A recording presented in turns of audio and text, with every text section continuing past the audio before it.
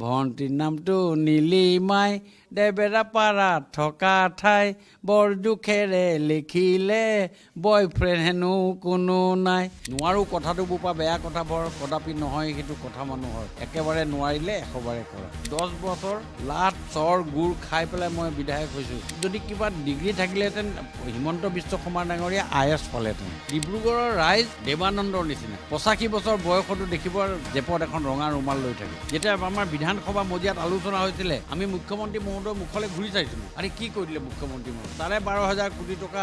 এইবাৰ আপোনালোকে আঁচনিৰ নামত যি 9,000 টকা দিলে, 10,000 টকা দিলে, তাৰ জৰিয়তে ভোটবিলাক কিনিব বিচাৰিছে। মানুহজনক ৰাজনৈতিকভাৱে আমি আগতে কেতিয়াও লগ পোৱা নাই। ইয়াৰ পাছত তেওঁ ৰাজনৈতিকভাৱে কিমান আগবাঢ়ি যাব পাৰিব বা ৰাইজে তেওঁক কিমান আশ্বাস আৰু বিশ্বাসত ল'ব, আজিৰ ডেটত ডাঙৰ প্ৰশ্নবোধক। কৰ্পৰেট হাউচৰ যিটো ছিষ্টেম, সেই ছিষ্টেমটো আমাৰ বিজেপিয়ে ৰাইজৰ মাজত উপস্থাপন কৰে। এই সমালোচনাটো কৰাৰ আগতে তেওঁলোকে লুঙি টুপিৰ কথাটো তেওঁলোকে চিন্তা কৰি ল'ব লাগিছিলে। আগৰ গৰু যেনি যায় বোলে পাছৰ গৰু তেনি যায়।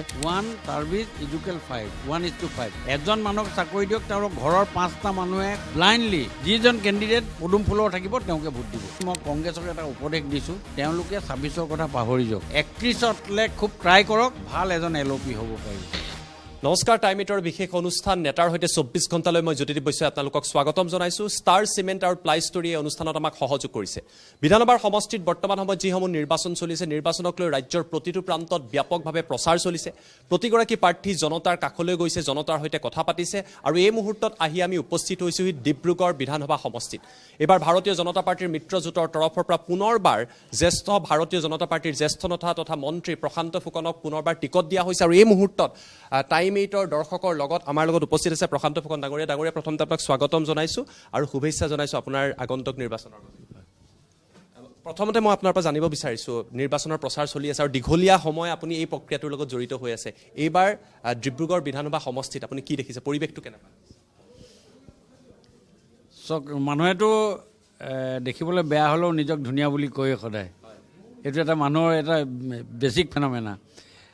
তথাপি মই যদি একেবাৰে নিউট্ৰেল পজিশ্যনত সোধে, আজিৰ ডেটত ভাৰতীয় জনতা পাৰ্টীৰ সপক্ষে মানুহ আছে। মানুহৰ গত দিনবিলাকত ডিব্ৰুগড়ৰ ডেভেলপমেণ্ট আৰু আগন্তুক দিনত যিবিলাক পৰিকল্পনা, এই গোটেই কথাবিলাক আগত ৰাখি ডিব্ৰুগড়ৰ ৰাইজে যোৱা 20টা বছৰে যিজন ব্যক্তিক বিধায়ক হিচাপে পালে আৰু তেওঁৰ প্ৰতি থকা মনৰ আশ্বাস আৰু বিশ্বাসটো আৰু এইবাৰ আৰু গভীৰতম অংশলৈ যোৱাৰ এটা প্ৰবলতা দেখা গৈছে।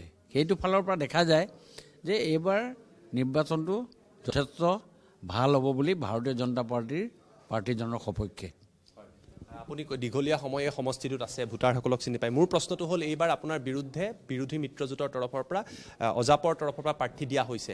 তেওঁ কিবা ফেক্টৰ হ'ব নেকি বিজেপিৰ বাবে বা আপোনাৰ বাবে, কি ভাবে আপুনি? মানুহজন খুব ভাল ব্যক্তি। তেখেতৰ লগত আজি মোৰ 20 বছৰ সম্পৰ্ক। তেখেতে যিটো ডিপাৰ্টমেণ্টত চাকৰি কৰিছিলে সেই ডিপাৰ্টমেণ্টটোৰে মোৰ ব্যৱসায় আছিলে। কিন্তু মানুহজনক ৰাজনৈতিকভাৱে আমি আগতে কেতিয়াও লগ পোৱা নাই। প্ৰথমবাৰ তেওঁক ৰাজনৈতিকভাৱে লগ পাইছোঁ আৰু ইয়াৰ পাছত তেওঁ ৰাজনৈতিকভাৱে কিমান আগবাঢ়ি যাব পাৰিব বা ৰাইজে তেওঁক কিমান আশ্বাস আৰু বিশ্বাসত ল'ব, আজিৰ ডেটত ডাঙৰ প্ৰশ্নবোধক। কাৰণ যিহেতু তেওঁ ৰাজনীতিৰ লগত ইমান জড়িত হৈ নাছিলে, আজি খুব বেছি এমাহৰ পৰা ৰাইজৰ মাজত ইয়াত চৰ্চাত এটা আহিছে। আৰু দ্বিতীয়তে তেওঁ এটা গভৰ্ণমেণ্ট ইলেকশ্যন কমিশ্যন অফ ইণ্ডিয়াৰ এটা আনৰিকগনাইজ দলৰ পৰা তেওঁ প্ৰতিদ্বন্দ্বিতা কৰিছে। তেওঁলোকৰ চিম্বলটো তেওঁলোকৰ পৰা ৰিকগনাইজ পাইছে, কিন্তু তেওঁলোকৰ নিৰ্দলীয় হিচাপেহে তেওঁক টিকেট দিব। ৰাজনৈতিক দলক ইলেকশ্যন কমিশ্যন অফ ইণ্ডিয়াই তেওঁলোকক স্বীকৃতি দিব, কিন্তু আমাক স্বীকৃতি দিব এটা ৰাষ্ট্ৰীয় দল হিচাপে। যিটোত ইলেকশ্যন কমিশ্যনত যিটো বেলট হ'ব, তাত 1 নম্বৰত নামটো থাকিব আমাৰ আৰু 2 নম্বৰত বা 3 নম্বৰত বেলেগৰ থাকিব। মানে এজ পাৰ ফৰ্মুলা মই আপোনাক কৈছোঁ। সেই গোটেই কথাবিলাক লেখি শুনি দেখি বুজি এতিয়া বুজা গৈছে যে তেওঁ ব্যক্তি হিচাপে ভাল, কিন্তু ৰাজনৈতিক দল এটাৰ হিচাপে যিমানখিনি পৰিপক্ক হ'ব লাগিছিলে, মোৰ এক্সপিৰিয়েঞ্চত মই কৈছোঁ দেই, যিটো মোৰ নিজৰ অৱস্থাটো এটা সময়ত হৈছিলে, সেই হিচাপত ইমান পৰিপক্ক হোৱা নাই। আৰু 5টা বছৰ তেওঁক ৰাইজৰ মাজত থাকি ৰাইজৰ সেৱা কৰা হ'লে হয়তো, বা যোৱা তেওঁ 21ৰ পাছৰ পৰা যদি তেওঁ ধাৰাবাহিকভাৱে ৰাইজৰ লগত থাকিলেহেঁতেন, তেতিয়া ইমান চিন্তাৰ কাৰণ নাছিলে। কিন্তু আজিৰ ডেটত এমাহত আহি এটা মিৰাকুল কৰিব পাৰিব বুলি মোৰ জেনেৰেল পাব্লিক হিচাপে কৈছোঁ, মোৰ প্ৰতিদ্বন্দ্বী হিচাপে মই কোৱা নাই, মই জেনেৰেল পাব্লিক কৈছোঁ, এইটো বৰ সম্ভৱ নহয়, বিশেষকৈ ডিব্ৰুগড়ৰ নিচিনা জেগাত। আৰু ডিব্ৰুগড়ৰ ৰাইজ দেৱানন্দৰ নিচিনা 85 বছৰ বয়সতো দেখিব জেপত এখন ৰঙা ৰুমাল লৈ থাকে। ডিব্ৰুগড় ৰাইজে চব চাই থাকে। এই চাই থকাটোৰ ওপৰত বেছি কৰি মোক যেনেকৈ ডিব্ৰুগড় ৰাইজে চাই আছে, ঠিক তেনেকৈ মোৰ এগেইনষ্টত যিজন ব্যক্তি উঠিছে তেওঁকো ডিব্ৰুগড় ৰাইজে চাই আছে। আৰু সেই গোটেই কথাটো মই এক্সপিৰিয়েঞ্চ ওপৰত কৈছোঁ। এই কথাটো আজিৰ ডেটত তেওঁৰ প্ৰাসংগিকতা ৰাজনৈতিকভাৱে বহু কিবা ওপৰলৈ যে যাব মই নাভাবোঁ। আপুনি আমাৰ অনুষ্ঠানৰ প্ৰথমতেই কৈছে যে এইবাৰ ভাৰতীয় জনতা পাৰ্টিৰ পক্ষে ডিব্ৰুগড়ত বা সমগ্ৰ ৰাজ্যত যথেষ্ট এটা প্ৰভাৱ আছে বা মেণ্ডেট দিব বুলি কৈছে। এই কনফিডেণ্টটো, এই আত্মবিশ্বাসটো কিয়? বিজেপিৰ প্ৰতি জনতা কিয় আহিব বুলি আপোনালোকৰ এনালাইচিছটো কি? নহয়, বিজেপিৰ এটা ছিষ্টেমেই হ'ল, BJP is nothing but A corporate house. Corporate হাউচৰ যিটো ছিষ্টেম, সেই ছিষ্টেমটো আমাৰ বিজেপিয়ে ৰাইজৰ মাজত উপস্থাপন কৰে। আজি আমি কাম কৰিলোঁ, আজি মিটিং শেষ হ'ল, কাইলৈ আৰু বহিবলৈ বুলি সময় নাই। কাইলৈৰ পৰা আমি এইটো ধাৰাত আমি যাব লাগিব। এই যিটো ধাৰা আৰু ৰাইজৰ মাজত কৰা যিখিনি আঁচনি বা সেৱা, সেই গোটেই কথাবিলাক অন্তৰ আত্মাত মানুহৰ সোমাই গৈছে। 21 চনত দিয়া আঁচনিটো আজিৰ ডেটত যদি আপুনি ভালকৈ চাই, ডিব্ৰুগড় ৰাইজৰ ওচৰত সজীৱ হৈ আছে। এই ছিষ্টেমটোৱে হ'ল কৰ্পৰেট ছিষ্টেম। এই ছিষ্টেমটোৱে হ'ল কৰ্পৰেট ছিষ্টেম। 21 চনত ডক্টৰ হিমন্ত বিশ্ব শৰ্মা ডাঙৰীয়াই যিটো আঁচনি দিছিলে, আপুনি যদি চাই, আজি 3 দিনৰ আগতে যদি চাই, আপুনি ভাবিব যে এইখন আজি 3 দিনৰ আগৰ আঁচনি নহয়, কিন্তু 21তে দিয়া আঁচনি।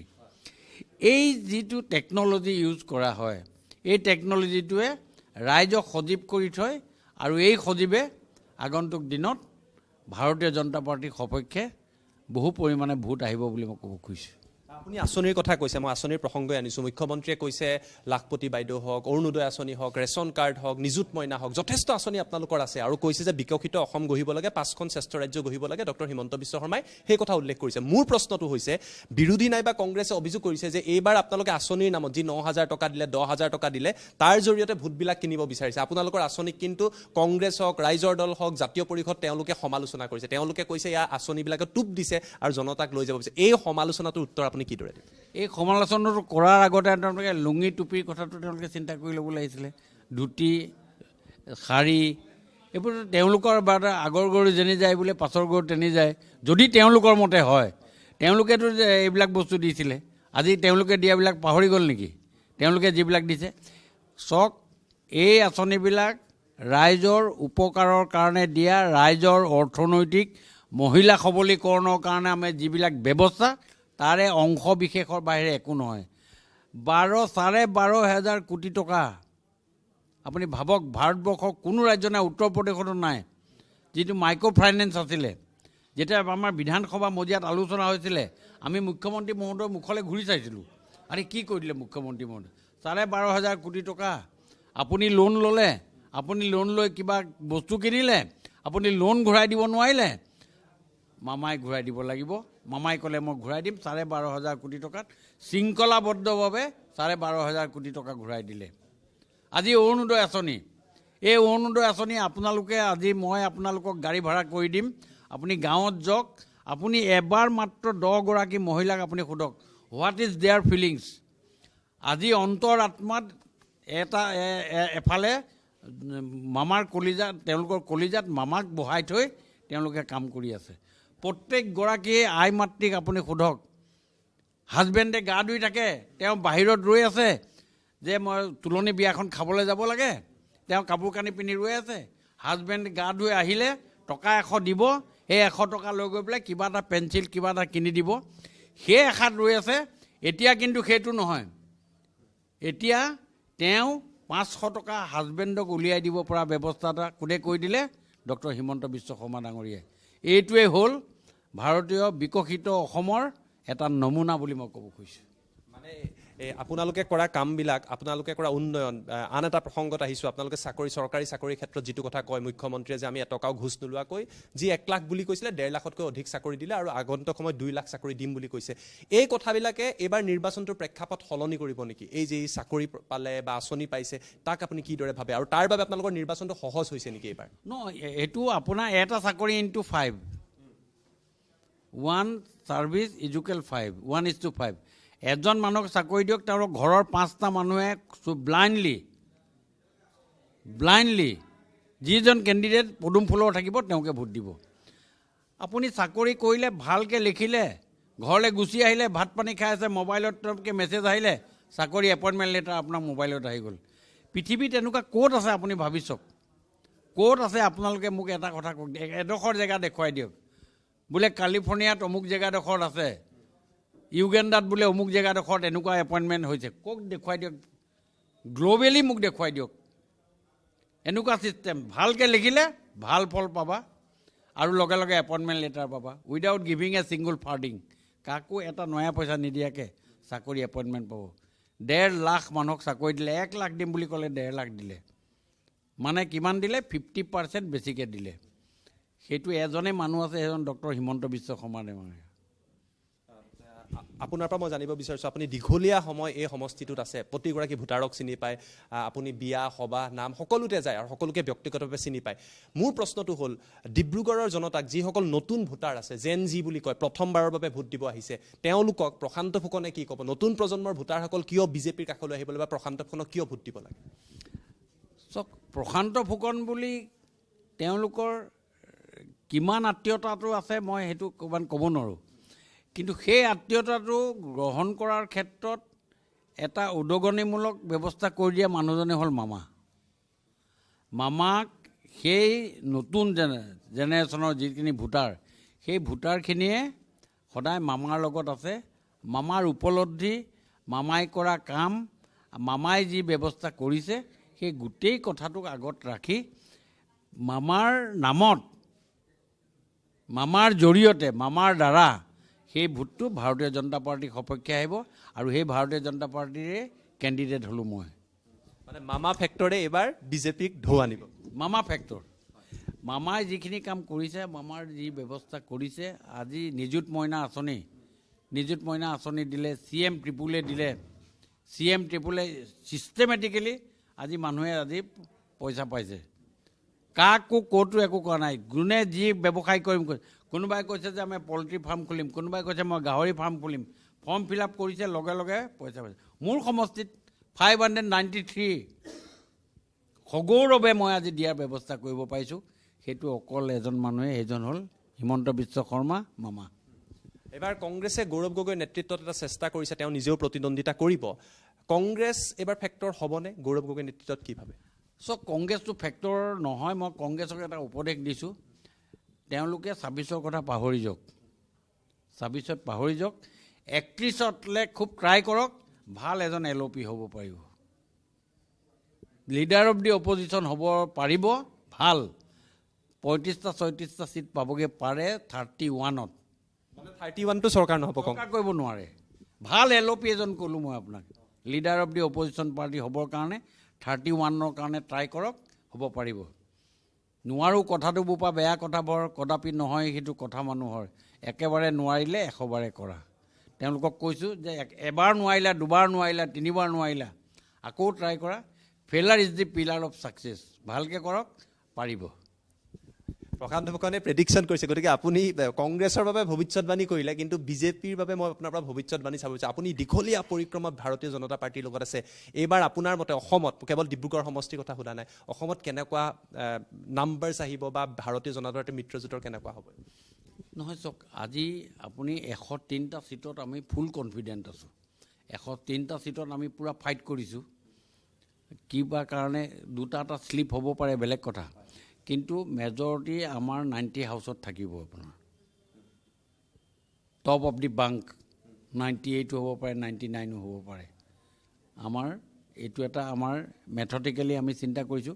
আজিৰ ডেটত আপুনি 103 নহ'ব যে এইটো ক'ব নোৱাৰে, কিন্তু তথাপি প্লাছ মাইনাছ আমি 93। ডেম'গ্ৰাফিয়ে কেতিয়াবা আমাক অসুবিধা কৰে। কিছুমান ফেক্টৰত আমাৰ বেলেগ বেলেগ দলৰ মানুহ উঠাৰ কাৰণে কিছুমান ফেক্টৰ হ'ব পাৰে, নহ'বও পাৰে। ষ্ট্ৰেটেজিকেলি আপুনি গোটেই বস্তুটো যদি চায়, তেতিয়া আপুনি টপ অফ দি বাংক, যিটো হাউচিত কয় টপ অফ দি বাংক, সেই তেনেকুৱা ধৰণৰ এটা ব্যৱস্থাত থাকি যাব। 103 হ'লেও আচৰিত হ'বলগীয়া নাই, একো ডাঙৰ কথা নহয়। 3 ডিজিট হ'ব পাৰে, একো ডাঙৰ মিৰাকুল হ'ব পাৰে। আপুনি এটা কথা মন কৰক, এই যে গেলপিংটো, হিমন্ত বিশ্ব শৰ্মাৰ যি গেলপিং, এই গেলপিংটো ষ্ট্ৰেটেজিকেলি কেনেকৈ আগবাঢ়ি গৈ আছে আৰু কিমান জোৰেৰে বাঢ়ি গৈছে, কমা নাই ক'তো।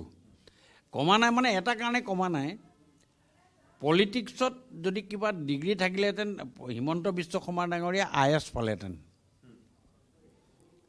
কোনো এটা খুঁত, কোনো এটা কথা ক'তো এৰি দিয়া নাই। আমাকে ৰাতি 12টা বজাত ফোন কৰি দিয়ে, প্ৰশান্ত দা কালি আপোনাৰ মই এটা ফেচবুকত দেখিলোঁ, এই বস্তুটোত কিন্তু এই লাইনটো আপুনি লগাই দিব।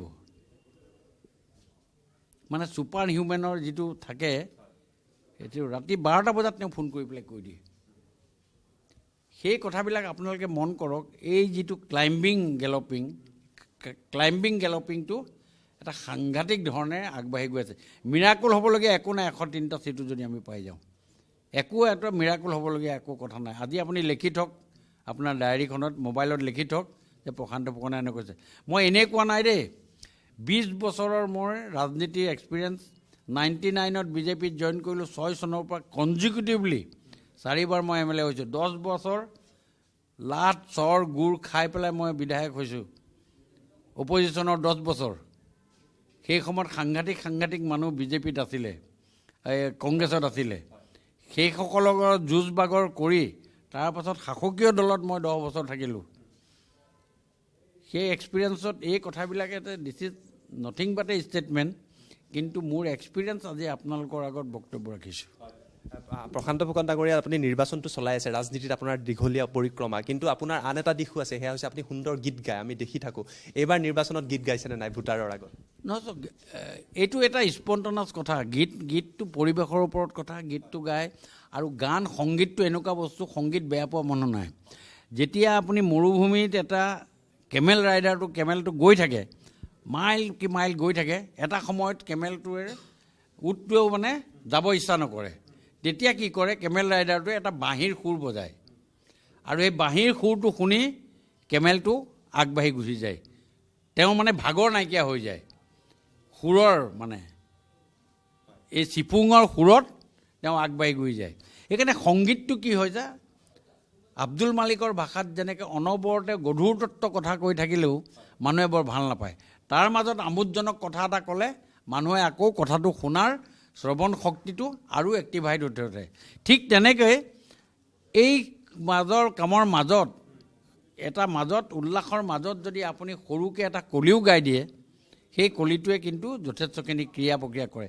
ই টেকন'লজিৰ কথা দেই, মই আপোনাক অকল গানটো বুলিয়ে নহয় যে এনেই গান এটা গাই দিলোঁ বুলিও কথা নহয়, কিন্তু আৰু পৰিৱেশৰ মাজত ধৰক আপোনাৰ গান চান গোৱা যায়। আজিও মই এক জেগাত গৈছিলোঁ, একদম গাঁৱৰ জেগাত, তেওঁলোকৰ লগত কথা পাতিলোঁ। তেওঁলোকে ক'লে আপুনি বিহু এটা গাব লাগে। হকে নহকে তেওঁলোকৰ আগতো বিহু এটা গাই আহিলোঁ।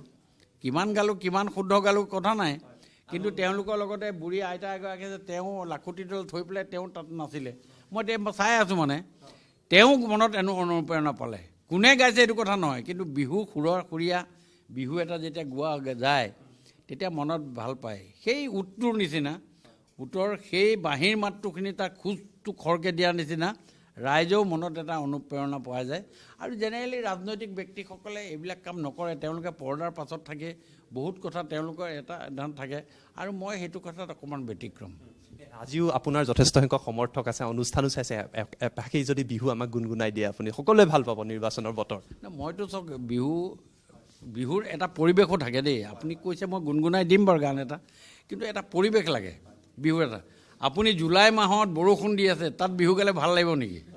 তাততো বিহু গালে ভাল নালাগে, তাত এটা লুৰি গাব লাগিব, লুৰি এটা গালে ভাল লাগিব। কিন্তু এতিয়া সময় চ'ত মাহ বিহুৰ সময় আছে, ৰঙা নীলা ছাতি লৈ ভণ্টি যায় কলেজলৈ, ভণ্টি যায় কলেজলৈ, লাহে লাহে হাফ পেডেল মাৰোনো মই চাইকেল লৈ।